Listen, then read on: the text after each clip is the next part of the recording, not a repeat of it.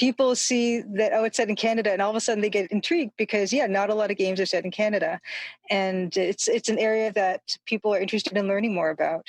It's something Canadians have known for ages. This is a beautiful country with incredible stories in it. But now video gamers worldwide are learning that firsthand from video games made by Canadian developers set here in Canada. I've actually had people ask me about aspects of the game or go on to read about aspects that I've put in the game, and they get to learn a little bit about the reality of yeah, all that fun stuff that I love to research so much.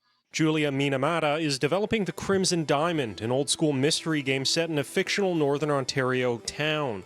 While the town's fictional, Minamata dug into the region's real history for research. Her game is just one of several set in the true North. Award-winning game The Long Dark has players surviving in the remote Canadian wilderness, with the setting itself playing a major role in the story. For sure, I do think that indie games have more of an opportunity to explore their environment and to have the player build a sort of relationship with that environment. Daniel Voth is an organizer in Winnipeg's game development community. He says smaller studios are also telling individual stories and sharing individual cultures.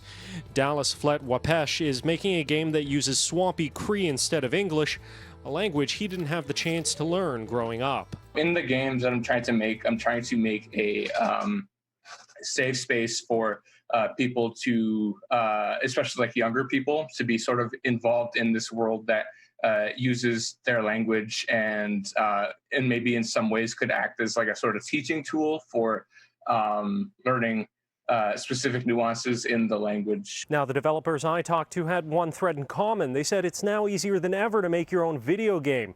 Minamata and Flet Wapash both use free game development tools that are available online. So with those tools and a growing community of developers across Canada, don't be surprised if you see your town in a video game sooner rather than later. In Ottawa, Xiaoli Li, City News.